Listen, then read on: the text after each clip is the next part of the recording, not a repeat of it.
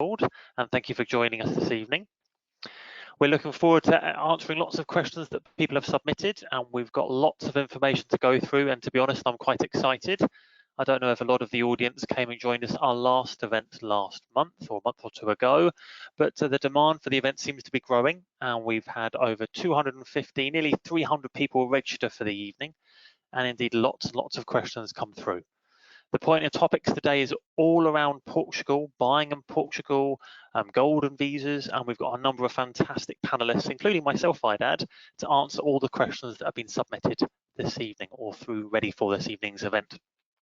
The rest of the panel, if you can kindly join us unmuting and turning your cameras on so we can put faces to the names, that would be great. The agenda for today really is so that you can all get to meet us. So we'll go around and give everyone the opportunity to introduce themselves and the service that they offer for the audience that's joining us this evening. And then we're going to spend as much time as we can answering the questions that everyone has submitted prior to the registration of the event. And we've got a few questions to go through, so we'll try and be as direct and as quick as we can be going through that. Saying that, the audience is already close to 100 coming in already, and no doubt you'll have questions to go through the course of today. You can submit questions live in the event, so you should see the chat function. If you have questions you'd like it to ask, please do submit them there, and we'll work as quickly as we can to get through them to provide you with much information as we can in this evening's session. Should be lots of fun. Equally, following the event, we'll have emails going out to everybody with all our relevant contact details, so you can follow up with us directly. And indeed, because of so much demand, there will be more events coming down the line as well. So we will race to cover as much as we can and give you as much information as possible. Well, the panel that we've got tonight is myself from a currency perspective, so I'll be your currency guru, and there's a lot going on in the world from a currency perspective at the moment, with the world changing. We've got Joe, Mark, Claudia, and also Andrea joining us as well. So I'm going to give all of them the opportunity to introduce themselves first. I'm going to go from left to right for my camera. So if I can start with Claudia, please, if you can introduce yourself and your service and background, please. Thank you very much. Thank you very much, Steve, and good evening to you all from wherever you are in the world. My name is Claudia, and I'm the co-owner of Quinta Finance, which is a local mortgage brokerage firm. And we've been established since 2004, so been on the market for a long time, and we generally help non-residents, but also some residents with securing a competitive mortgage offer. So thank you very much for having me. Thank you, Claudia, for giving up your time this evening. Next on my screen is Mark. If you can introduce yourself, please, for the audience. Thanks, Steve. Yeah, good afternoon, everyone. My name is Mark Quinn. I'm a tax advisor and chartered financial planner with the Spectrum IFA Group. As we're a pan-European advisory firm specialising in advising expats here in Portugal and elsewhere in the EU. We have exposure across 7 countries, over 50 advisors. We established in 2003, so we're 20 years in business next year. We're regulated and indemnified in the EU, and we're also impartial. I've been an advisor over 20 years now, which is scary, and 9 of which have been in Portugal, advising and specialising people relocating here. So thank you. Great. Thank you, Mark. And next I'm going to go to André, please, if you can introduce your service to the audience that's joining us this evening. Thank you very much. Hello everyone. Thank you. Good evening. I'm a lawyer. I work with the real estate market and with non-residence clients who want to invest or to live or to have a property in Portugal. I represent NMA lawyers, office with 40 years from my whole next generation. So and it will be a pleasure to be with you guys today to clarify some questions that maybe anyone can have, and in order to give all the information regarding the questions with the relocation, investments in Portugal, real estate, everything. Okay, it will be a pleasure. Thank you. Thank you very much, André. And last, I'm going to go to Joe, who's our wonderful host representing Berkshire Hathaway Services Portugal Property, who is a knowledge of all information for us today. Welcome, Joe. Hello there. Hello, everybody. My name is Joe Pyke. I'm Managing Director for Berkshire Hathaway Portugal Property. and we deal with anything real estate, from plots to hotels, you name it, we've got it. We are situated up and down the country, as far north as Porto and Lisbon. We have offices in the Azores and Madeira, and we have several offices across the Algarve. So we do cover a wide range in terms of geography, and also a wide range in terms of real estate. Thank you very much, Joe. And for fairness, let me introduce me as the host. I'm not just good looking and can talk a bit, but I've got a wealth of knowledge and experience myself. So I've been helping people move money internationally for over 15 years. We're a Portugal property currency specialist. We're 200 big. In the last 12 months, we've moved in excess of £4 billion for our clients, and our service is all around people-led, tech-enabled, making things easy, cost-effective, and service-led. So any questions, financial questions, feel free to come to me. Also, as the host, I'm going to launch a couple of surveys for the audience this evening, and the number's almost up at 100 still. I'm going to launch 2 surveys, if I may, for the audience, and I'd appreciate some participation from everybody. This is in essence to get a good understanding of your situation where you stand at the moment, so we can make the next hour as valuable and as useful for the audience that joins us this evening. So I'm going to launch the first survey now, if I may, which is with regards to when do you plan on starting to look at property in Portugal? Now, some of you might already be there already at the moment. You might be completing them virtually, which can obviously be done, and a lot of people have been buying property remotely, obviously over the last couple of years as a result of COVID. Whether or not you're starting that before the end of the year, or indeed if this is a project for you for the new year. So if I can leave it for a moment for the audience to participate, that'll be appreciated. Thank you very much. And at the moment, it looks like most people are looking for the next couple of months or into next year. So about a 50-50 split. Thank you very much for those that have filled that out. Next one is with regards to the finances. So if wonderful Joe and his team demonstrate and show to you your dream property now, or when would you be in a position to actually action and move forward on that dream property? So it's whether or not you're in a financial situation to move forward on that dream property now, or whether or not you're pending something to happen in the next couple of months, or whether or not finances aren't coming available from a sale of an asset or stock or investment into the new year. So again, if I can get the audience to answer that question, that would be appreciated. Again, this helps us just to make sure this next hour is as useful for everybody, depending on the circumstance and situation you're in. Thank you very much.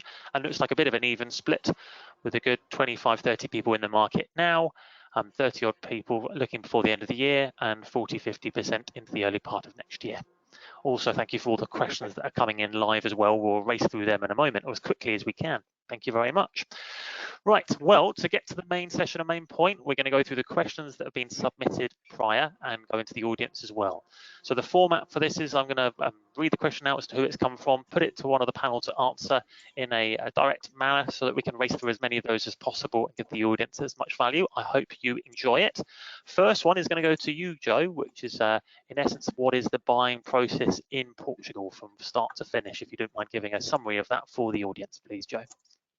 Yeah, I'll try and keep it as quick as possible.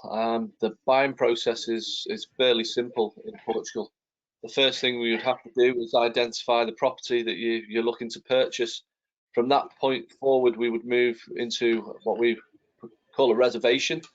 This reservation tends to be 6,000 unless you're dealing with some developers. It could be a little bit more than that, but it tends to be between 6,000 and 15,000. Once the reservation is down and in place, the property is held for you. It's at this point that we would either sit you down with a lawyer, or you may already have a lawyer in place. They would run through all the paperwork, do all the due diligence on the property. Again, if you're needing mortgages or a mortgage broker, then we would introduce you to a mortgage broker. And we can do as much or as little as you want. The next stage after this, once you're happy with the paperwork and the contracts are drawn up, is what we call a promissory contract. This is a contract between you and the vendor, and this is where things become legally binding. It's the same as an exchange of contracts. From this point forward, you've promised to buy that property. And at this point, the date will be set for deed, where you would be handed your keys and you take possession of the property. Thank you very much, Joe. Next one, I'm going to André, if I may, please, which is regards to the process of purchase and sale in Portugal, and what kind of documents are needed as part of that process for us, please. Okay, thank you. As Joe explained, the process is very simple for our clients. The lawyer to represent the buyers can do most of the process without the presence of the clients here. However, the documentation that the client needs, it will be signed a power of attorney in the name of the lawyer, or in Portugal, or if not possible to come to Portugal, it is possible the client that wants to buy a property do everything overseas. So we can arrange everything, all documentation overseas. So we can establish a contract with e-meeting. In this e-meeting, we can clarify all questions that the client or investment may have, and then we can provide all documentation by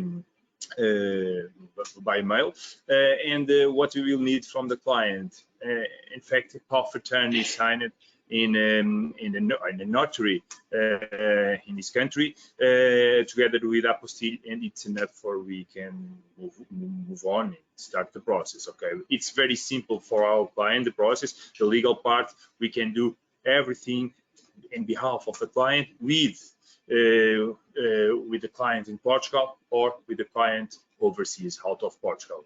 It's not necessary to be in Portugal to start the process and even to finalize the process. Okay. Thank you. And a quick one there connected to this, which is with regards to the timelines. Can you give us a ballpark figure timelines on the quickest and the longest that these things can take from a buy to finish, if that's okay, please?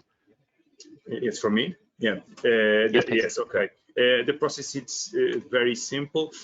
Starts with a reservation. Okay. The reservation usually is with the real estate. Okay. The client make the reservation together with the lawyer, of course, or we can check the property, if check all the details, if have any charge or doubts. Then we can go for the promissory contract if it's necessary, and then for the final deal. And all of this process, if the property is ready, if everyone is ready, and if it's not, imagine if it's not necessary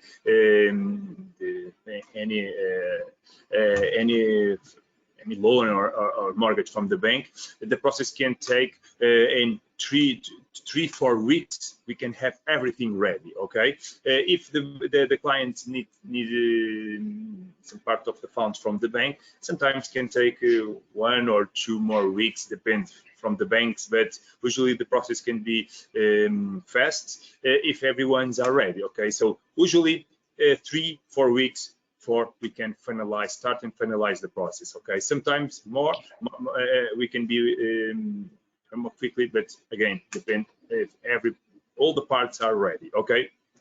Great, thank you. And Claudia, I'm going to go to you next, if I may, which is to understand the benefits of using a mortgage broker such as yourself. Thank you. Yes, so we are a mortgage brokerage firm. We are registered with the Bank of Portugal as credit intermediaries. We work with different banks and have done so for nearly 20 years now. So each bank has its sort of perks and also has different conditions. So when people come to us, we can pre-analyze these various approval criteria and see which bank will A, potentially approve the application, and B, which of those banks will offer the best and the most competitive conditions depending on the client profile. We also help the client throughout the entire process. So we submit the application. I'm from Switzerland, so I also speak German and some French. So we do the translations of certain documentation if it's required. And we accompany the client until the final deed is signed. Throughout this, we obviously work very closely with the real estate, so Joe or one of his colleagues, and also with André from the legal representative, because there's a lot of documentation that has to go forwards and backwards. So we are kind of the liaison point if the client does need a mortgage for the purchase of the investment. Thank you very much. And next, the question over for Mark, which is with regards to residency, if you don't mind, in Portugal post-Brexit. So in essence, these are the visa options and the tax effects, if that's okay. If you can give us a quick summary of that, Mark. I appreciate a lot of these questions I'm putting to the panel. You could probably speak about for a good half an hour on one question, but we'll try and keep it short. And if the audience want to pick up anything specific around their personal circumstance, we can obviously reach out directly thereafter. But over to you, please, Mark. Okay, thanks, Steve. Yeah, so post Brexit, there's three key options really. The first one is if you have another EU citizenship, or you can get another EU passport. So Irish is a common one. So lots of people have Irish ascendants. Then you, again, it's business as usual. You still have an automatic right to be here as an EU citizen. And that simply means going to your local town hall here and getting a residency certificate. If you don't, if you're a non-EU citizen now, then you have to go down a visa process. And the most common ones are at the moment golden visa, and that's whereby you invest a capital sum into Portugal, and the most common way is by buying a property. The other one is by buying investment funds, but as a general rule, I would always say to people, buy a bricks and mortar physical property.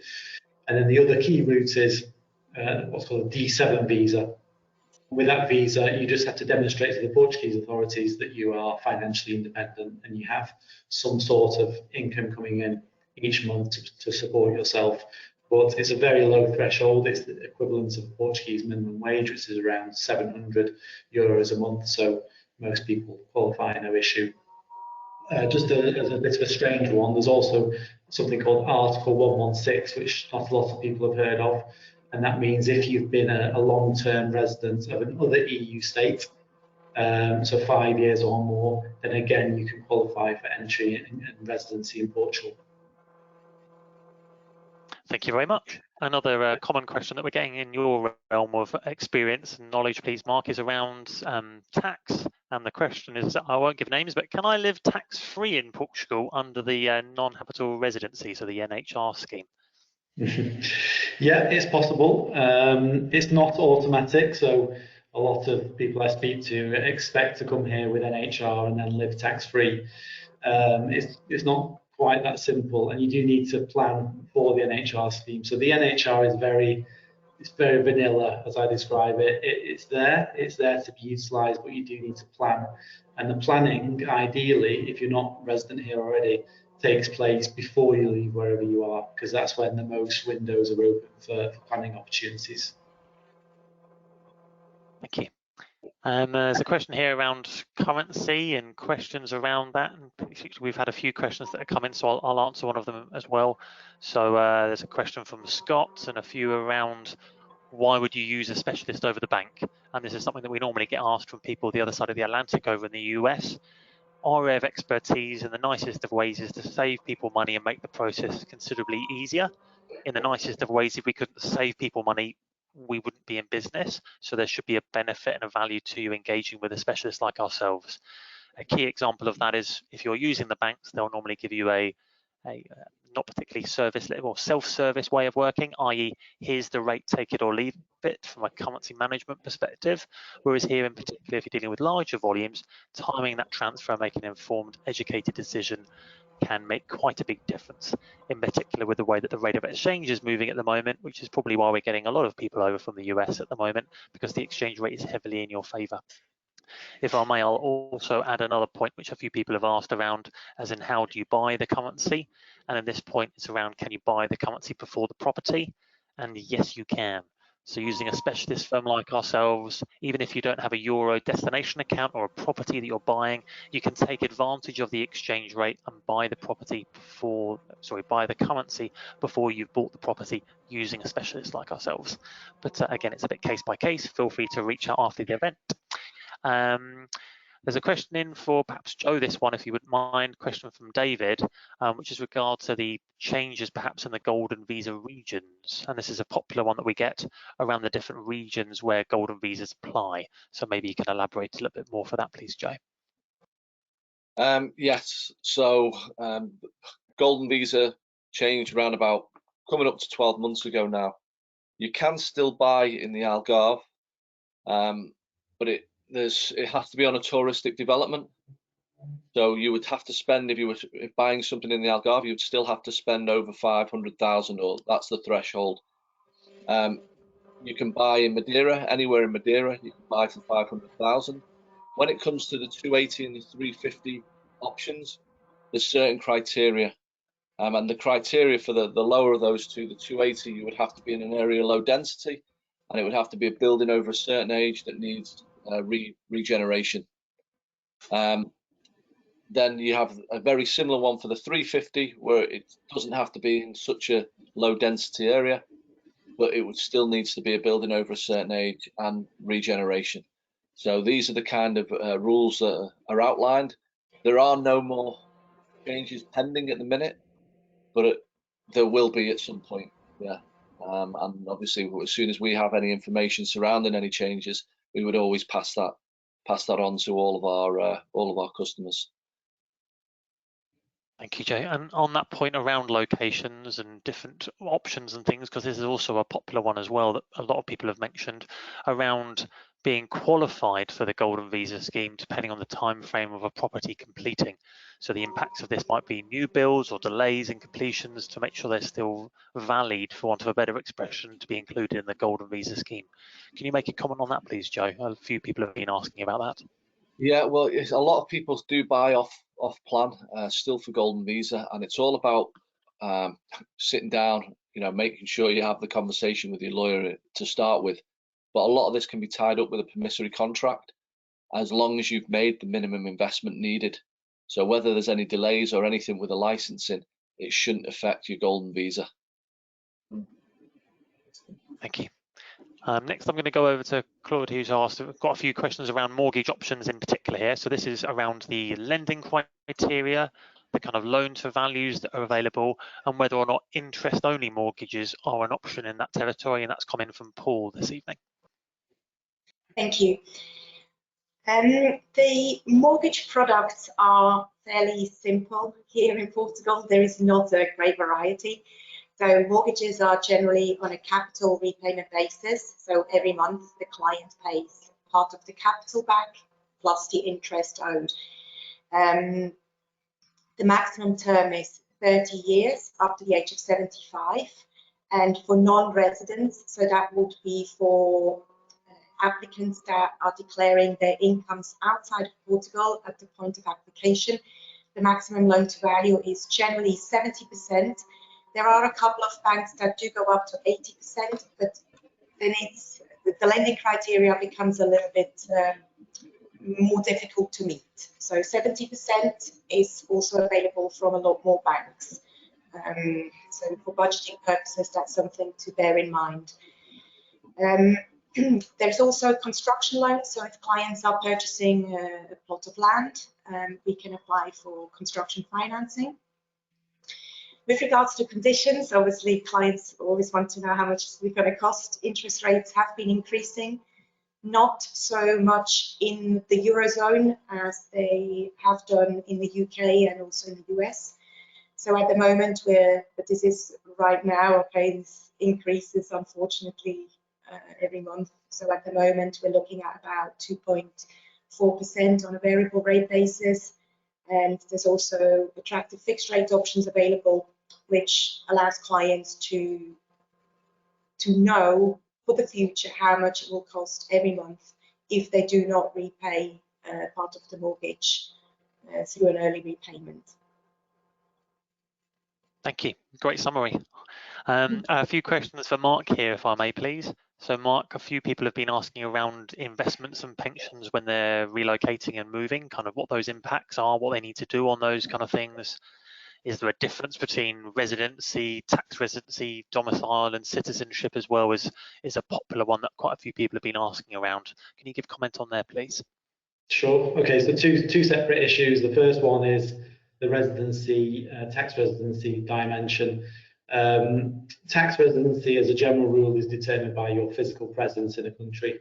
So most countries have this 183-day rule. If you trip over that number of days in any one country, you tend to be a tax resident there.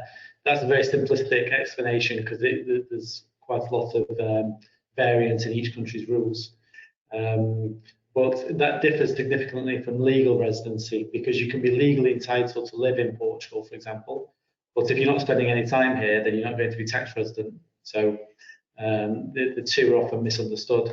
The other thing that UK nationals in particular need to consider is domicile, because if you have a UK domicile, then that has inheritance tax implications. Just coming on to the investments and pension aspects, the important thing is you make sure that you have structures that are suitable for Portuguese tax residency. Most people we deal with have set up pensions and investments in other countries, so they don't necessarily sync with the Portuguese tax rules, and therefore in a lot of cases you can keep them in place, but it's not the most efficient thing to do. There's better alternatives in being structured for the local residency rules. Thank you. And on there, we're seeing a few questions coming because we're talking around the topic, so I'll go straight to them. So there's one from Paul here saying that currently I'm a UK resident. What are the tax implications of the Golden Visa scheme? While I'm with you, Mark. Okay, so coming back to what I just said about tax residency, the requirement on the Golden Visa scheme is that you need to spend about 14 days a year here. So it doesn't trigger tax residency. So it's quite a flexible way of getting entry into Portugal and to the Schengen area. So in short, Paul, no tax issues unless you want this to be. So if you want to come here longer term and spend time here, you know, tax residency can actually be very positive for you, depending on your individual situation. Thank you. Joe, a few questions for you, if I may. Golden Visa questions, which is coming from Julie. Is it true that the Golden Visa process is very expensive and property is often inflated to fit the requirements? That's a question that we've had quite a few people pre-submit at time of registration. Is it more expensive, the property, as a result of it being included in the Golden Visa scheme? Sometimes, yeah, sometimes it certainly can be. And obviously, you know, our advice would be to run through every little bit, and it is, each developer is slightly different. Now, we know the properties, and for sure some of them are overinflated. There's no question about that, just so that they qualify for the golden visas, whereas others aren't. You know, and there's others that I think are a good investment as well. So, you know, you could do very well out of it. It's all about picking the right product for the individual. Thank you. And what was the second part of that question, Steve? Sorry. In essence, it's connected around inflation in cost for properties to be connected to Golden Visa and the changing parameters of the locations that Golden Visa are applicable. But I think you probably answered that in your pre-question earlier on. I think it was surrounding the price of the Golden Visa, the charges associated with getting those. There are charges surrounding it, and again, you know, if anybody wants to reach out, we do have some sort of cost calculators. So depending on which visa you would go for, the costs of actually purchasing the visa are pretty much the same. They are the same costs, but with some of the returns some of them are offering, it offsets against the costs. And some of the investment funds are offering a buyback, which would pretty much, it would wipe its own face. You know, you purchase your Golden Visa for nothing in the long run. Thank you. André, I'm going to come to you for a few questions, if you wouldn't mind. I've got a couple here. The first one is, do you have to be a Portugal resident in order to buy in Portugal? Pretty solid, easy question, that one, I think, but that's a yes/no answer, I would imagine. Yes, as Mark explained before, no, it's not necessary. You can buy a property and it's not necessary to be residents in Portugal. So you can buy a property as for investment, for holidays, for a golden visa, for everything, and you don't need to be residents in Portugal. All right. And you've also mentioned this one as well, but Alison's answered this one. She's a late joiner, I believe, to tonight's event, saying, do you have to be in Portugal personally in order to buy a property? And as you mentioned, you can do it all remotely, can't you? You don't necessarily need to be in the territory to buy a property. Yes, it's true. It's not necessary. So we have two ways to do it, or some clients like to be in present and be with us in several steps. Another ones don't have time or don't want and prefer to do everything remotely without their presence in Portugal. Just one thing, very important. Sorry, Steve. So it's important the clients understand, even with the changes, with the golden visa changes, it is possible by any lands in Portugal. It is possible by any property, even if it isn't a touristic property. If the location is in low density, Algarve have a lot of low density locations, so exist a lot of products for the client. So it's not this changing, of course, reduce some products, but exist a lot of products that the investors can use for a golden visa process. Okay. Thank you. Connected to that somewhat, I've got a question from Kathleen as well, who's asking questions around how to obtain a passport and what that process looks like. Is that something you can comment on as well, please? Sorry, I'm not understanding exactly the question. Sorry. So this is part of buying or moving into Portugal. What's the process involved to actually having a Portugal passport? Okay, for the clients that want to get the Portuguese passport, so they need to exist several ways to get the Portuguese passport, but through the investments in a real estate, it's always necessary or to get a golden visa or to get a visa D7, and at the end of the 5 years, anyone can ask for the Portuguese citizen, the Portuguese passport. Okay, so the difference between the golden visa and the visa D7, Mark explained a little bit. However, it's the big difference. It is with the golden visa, the clients never need to be in Portugal just to collect the biometrics. Okay, in these 7 days per year. However, with the visa D7, the clients need to expend minimum half of the year in Portugal. Okay, it's important the clients understand. But anyway, after the 5 years, everyone can ask for the Portuguese citizen, for the Portuguese passport. Okay. Thank you very much. And this leads into a nice question going over to Claude, if you wouldn't mind, which is what's happening with mortgage rates at the moment? Obviously, with the raise in interest rates that everyone's talking about at the moment, which are going in one way. What's the cost of both buying and selling connected to that, and how long does it take to secure that? Also linked to this, another part to it, is there a difference with the mortgage rates that you can get access to being a resident or non-resident? So somewhat connected to that passport question a moment ago. Okay, there's quite a few questions there, so I might have to come back to you, Steve. Okay. Okay, I'll start with the mortgage rates, which I've already previously mentioned. Obviously, they have been increasing due to the inflation, the inflationary pressure around the world. The markets are expecting these rates to increase further because there is still no resolution. It has been driven previously because of COVID, but obviously now because of the crisis in Russia, Ukraine. So the market is expecting for rates to increase further. To what level? Nobody knows. But this is why a lot of, I would say, probably about 90% of our clients, they are investing sort of medium to long term in Portugal, and they would opt for a fixed rate mortgage. So that takes the worry out of what's going to happen with the interest rates. Interest rates are generally the same between residents and non-residents, so there is no difference in the cost of borrowing. The difference lies in the loan to value. So clients that have become tax residents in Portugal through, for example, the NHR scheme, in some cases they have access to resident products. Also, if they, for example, have Portuguese nationality, that's another different product that exists, which offers higher loan to values of up to 90% with some banks. Not all of them, but some banks. The cost, obviously, the interest rate margin increases the higher the loan to value. Now, we are the largest non-resident mortgage brokerage in Portugal at this moment, so we have preferential rates for all our clients with loan to values of up to 70%. So those we have pre-negotiated with the banks, and we have access to preferential rates.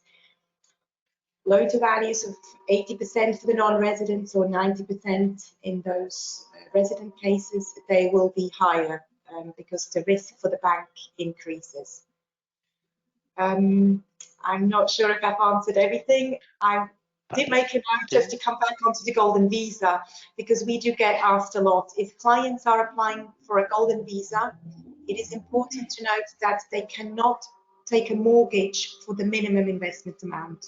So the 280,000 or 350,000 or 500,000 euros, depending on the property, always has to come from funds from abroad. So they could take a mortgage in their home country, but not in Portugal. So the money has to come in to Portugal, to the country, with a transfer, basically. Good question. I'll write that one off the list because that one's been submitted a few times around that topic. Yeah. Mark, I'm going to go to you, if I may, for a few tax questions. You're going to be the man for that. So one's come in saying, how is rental income taxed for UK residents or for foreign residents? What tax rate is applicable for different volumes of income and gross? So maybe you can elaborate a little bit on that topic, if that's okay. Yeah, sure. So on rental income, it's divided between residents get different treatment to non-residents. So if you're a non-Portuguese tax resident, it's very simple. It's a flat 28% tax rate on the rental income. If you are a resident or you're thinking about becoming resident, then any rental income is either taxed at 28%, or you have the opportunity to add it to your other income and use the standard Portuguese tax bands. So that can work for or against you. Thank you very much. And connected to that, another question that's come in from someone in the audience who's coming or considering it from Switzerland. So they're a Swiss retiree and they wanted to get some understanding around the tax exceptions for foreign earnings. Is that something that also you can, well, the man to go to? Let's see if you've got the answer. Yeah, so the general principle of the non-habitual residence scheme is that if it's a foreign source income, then it's not taxed here in Portugal. But there's a caveat there, which a lot of people overlook. In order for it not to be taxed here, it has to be taxed somewhere else, or potentially taxed somewhere else. So an example would be dividends from a UK company. In theory, they are liable to tax in the UK, and therefore they're tax-free here under non-habitual residence. In practice, they're not actually taxed as a non-UK resident, so you get away with it at both ends. But yeah, that's the general principle. In order for it to be tax-free here, it has to be taxed somewhere else. Thank you. Lots of questions coming in on the topic, to be honest. So I'm going to ask one or two more. Kieran's put a question in there. How do you physically move your UK SIP pension to Portugal, and how long does it take? Okay, so we don't actually move any pension schemes to Portugal because there's no what we call a qualifying recognised overseas scheme.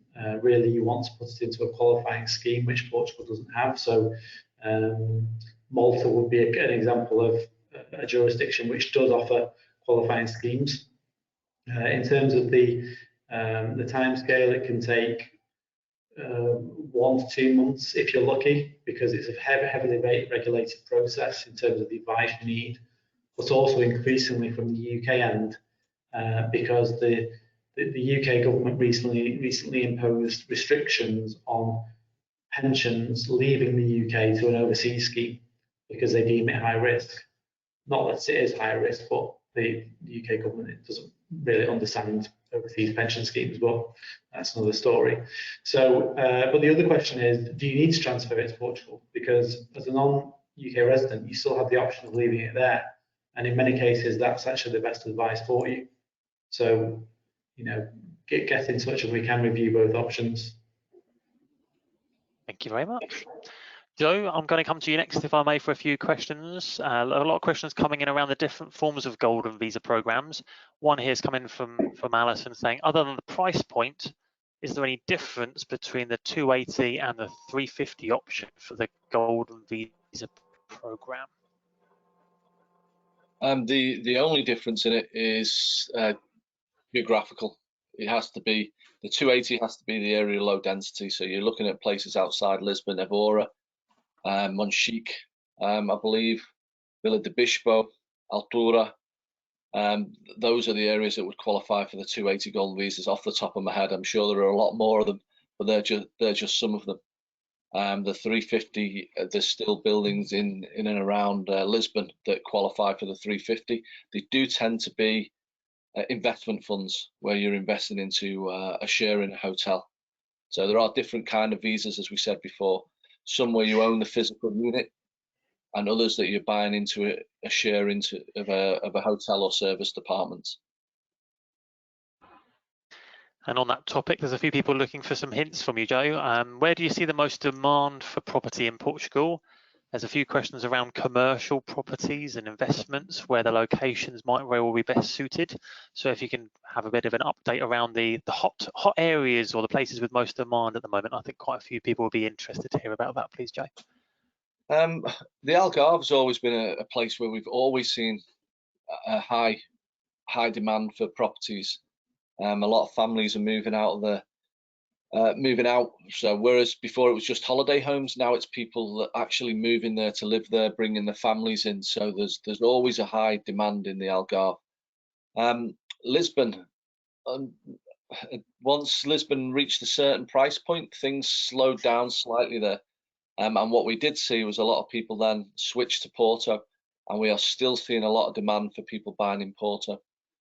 The Azores is also on the increase, as well as Madeira, especially with the change to the golden visa. We are now seeing a lot of people looking at Madeira. I would say in the last 2 or 3 months, there's been a large increase there. Thank you. A question from Gordon, going to go back to you as well, Joe, with regards to locations here. We're British and we'd like to purchase a vacation home in the Algarve. Should we look within the Golden Mile only? No, definitely not. I mean, yes, the Golden Triangle, as we call it. It's always nice to own property there. Places like Quinta and Valdelobo, there's very limited stock at the minute, so the prices are extremely high. Villa Moura is also a very nice place to buy, but I wouldn't even rule out places like Lagos, Calvuero, areas like that are just a little bit further from the airport. And we saw a real price drive in Lagos recently. There is a little bit more development going on around that area. But yeah, there's anywhere across the Algarve really is a good place to buy. A lot of people do tend to stick to central, but that's due to distance from the airport as opposed to anything else. Thank you. And a question that's coming from Jennifer live as well. We're interested in the gold visa, yes, but we also want to acquire a country home with some hectares to build over time. Is there a particular area we should consider? That one is very, case sensitive. We'd have to really sit down and look through it, because to be able to buy a Quinta somewhere with land that is, can you develop that land has to be the question. And that would be, until we got the paperwork in and looked through it and found out what classification that land was, is whether you were going to be able to build on it or not. So unfortunately, I can't give you a straight answer on that one. There's a few others that have come in similar as well. So William mentioned we have purchased a new build in Portugal. Would we qualify for the golden visa? Does it have to be over a certain volume to qualify for that, for us to be resident and take advantage of the golden visa? And we've also had someone saying, are there any central Lisbon golden visa opportunities left? But I think you mentioned that before, that there can be. It just depends how good an agent you're engaged with to find those opportunities for you as well, I suppose. Would that be right? Yeah, absolutely. There are still golden visas in Lisbon. Was there another question in there as well, Steve? Sorry. Well, they were looking for, well, there was one there that was talking about affordable prices, and also we've purchased a new build in Portugal, approximately 250,000 euros. Would we qualify for the golden visa? Question come in. More than likely not. If it's only 250,000 euros, it's below the threshold anyway. And if it was the 280 mark, it would really depend on where they bought in the Algarve. And I'm going to stay with you, Joe, because the questions are coming hot on this kind of topic. Where to buy outside of the big cities in Portugal? What's the process of buying an empty standalone house or doing a new build? Is the process very different? The process is very similar, depending on if it was a plot you were buying and then what construction licenses you already had on it. If you bought a simple plot and then had to go through the whole, I forget the words, getting the build license, the construction licensing, and the planning, it's going to take you a long time. So you have to be prepared for that. If you've bought a project that already has the planning in place, then you're good to go. But you've probably paid a little bit more than you would have done because someone else has taken the time to go through that. But as for the actual purchase process, it's still very similar. You would still do a reservation, you would still do a permissive contract. The only difference may be the deed. So the deed on a new build, you can't have until you've got your habitation license. So the deed would be much further away.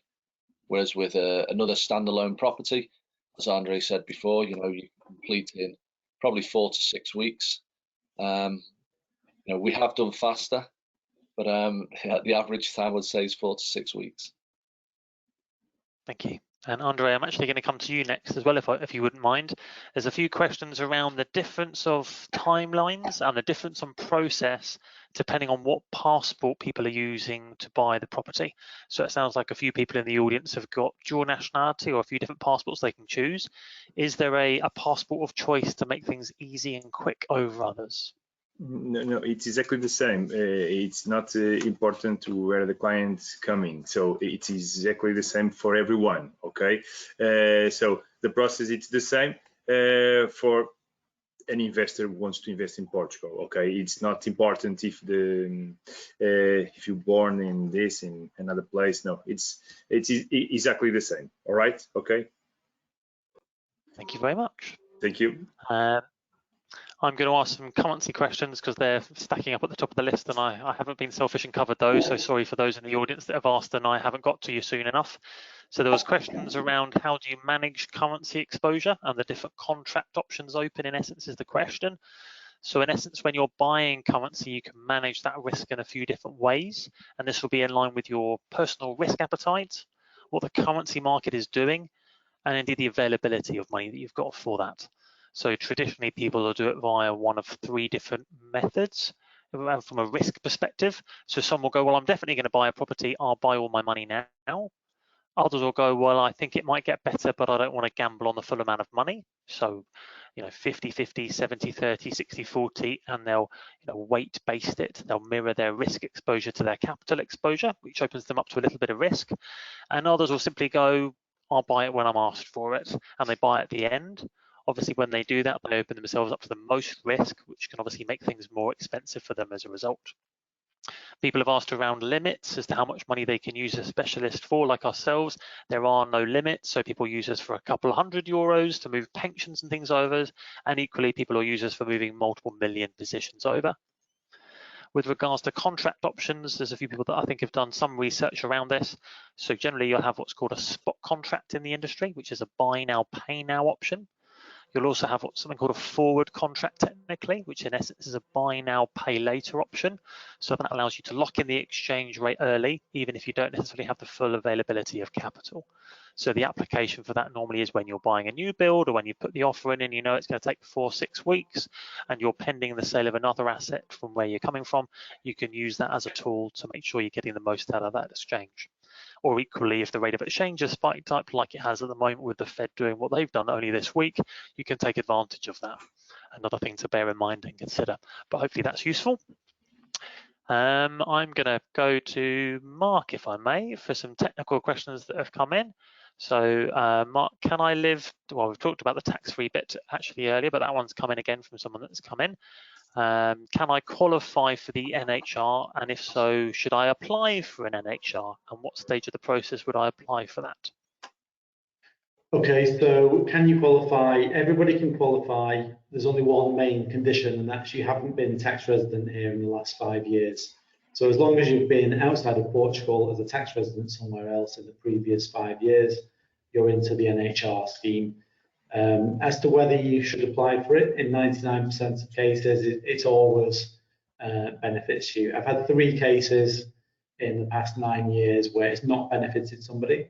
And just going back to what I said earlier, you always have to plan for it. So even if you do get it, you may have to restructure your affairs in order for it to, maximise the use of that 10-year window.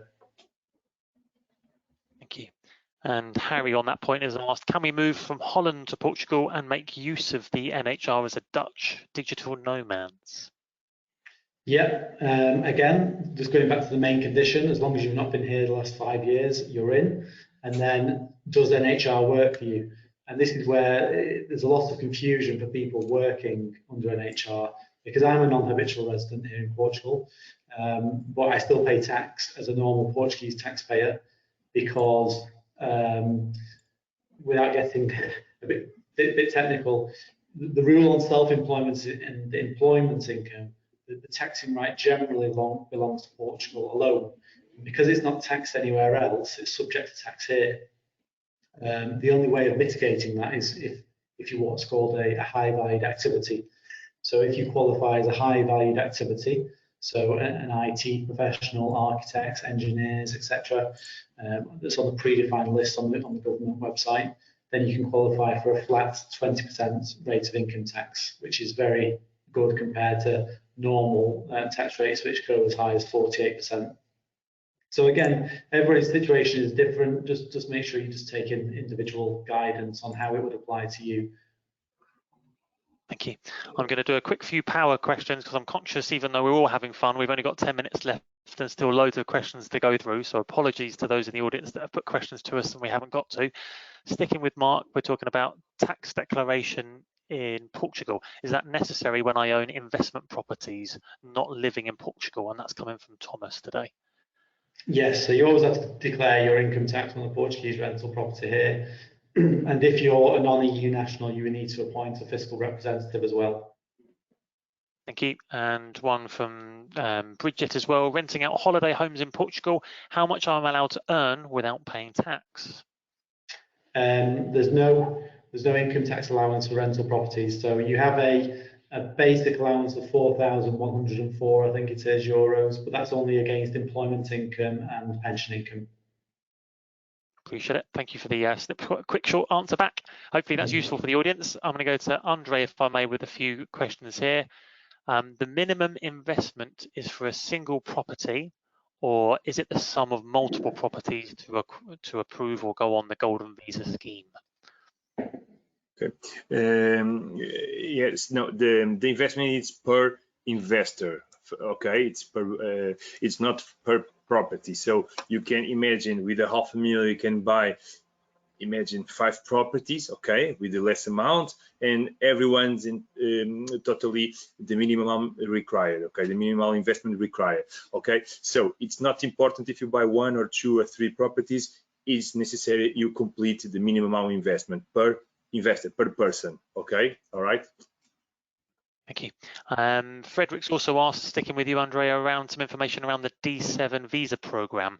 I don't know if you can do a quick summary of that with a couple of minutes left, or whether or not that's something that Frederick might want to reach out to you directly on thereafter. Okay, so about the Visa D7, as I told you before, the big difference between the Visa D7 and the Golden Visa, you need to buy a property, but it's not necessary to be in Portugal. With the Visa D7, it's not necessary. In fact, you buy a property, you can rent a property, but you need to expend 6 or more time in Portugal, and you need to prove that you have a regular income per month, around 700 years per month. Okay, so it's the big difference between the Golden Visa and the Visa D7. Thank you. And Claudia, I'm going to come to you for a few quick fire ones, if I may. Can I overpay a Portuguese mortgage? And if so, what are the costs? Yes, clients can partially or fully repay the mortgage at any time during the term. And the charges are set by the Bank of Portugal. They're the same with all the banks. And they are 0.5% if it's on a variable rate. So 500 euros for every 100,000 euros repaid early, or 2% if the mortgages on a fixed rate. Thank you. And if I purchase a plot of land, can I apply for a construction loan to build a property on the land? Yes, so the plot generally has to be purchased with personal funds, and then the banks will finance up to 100% of the construction costs.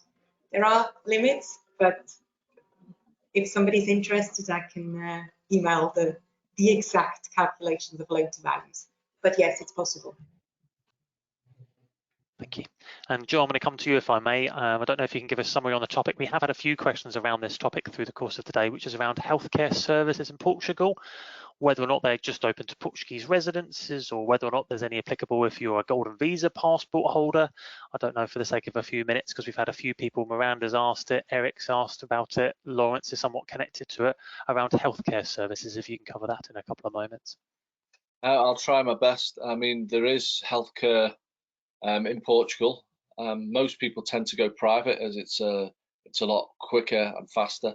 It's not so expensive to go private, but there are, you know, there's other options similar to the NHS that is here in Portugal. Yeah, I use it myself. Just to add to Joe's point there, Steve, the National Health Service here as well is like the UK system, so it's residency based. So as long as you're officially resident here, you don't need to, you know, demonstrate sufficient social security contributions. You're automatically included. Great, thank you. Well, I'm conscious we've only got minutes left. Again, a massive apology to those questions that we haven't answered, because we've got another 40, 50 we haven't really touched yet, so my apologies. But I do hope the audience has found use out of the event that we've hosted this evening. Again, we'll be doing more in the future in the coming weeks, so keep an eye out for that. Again, you'll have an email coming to us to you thereafter with all of our relevant contact details. And I'd really encourage you to reach out to us. If you've got questions unanswered, hopefully we're not scary people, you've seen our faces, feel free to send us an email and we'll endeavour to get back to you as quickly as we can with the answers that you're posing. Hopefully you found it useful.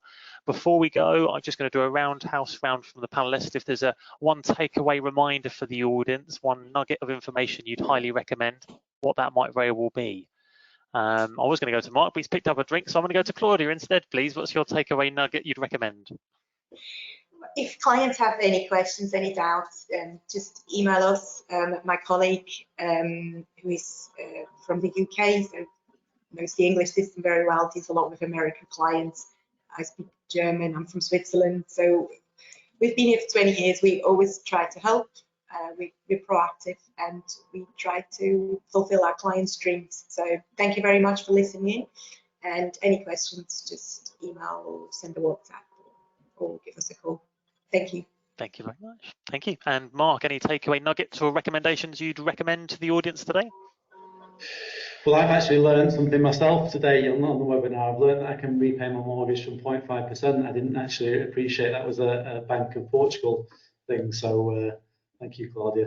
No, I think the takeaway for me and what I would say to people is just take advice early, especially if you've not already moved here, because the sooner you take advice, you put yourself in the best position to take advantage of all the opportunities available. And just to say thank you, Steve and Joe, for hosting it tonight. Thank you. And Andre, any takeaway mention from yourself as well? Thank you for your time this evening and your legal expertise always. Any takeaway comments for the audience? Okay, so first of all, thank you for invitation. It's a pleasure for me to clarify the audience, and of course, as Claudia and Mark, so we are available so everyone can contact us, and at least if necessary, without any compromise, we can have meetings if the client wants really to go ahead.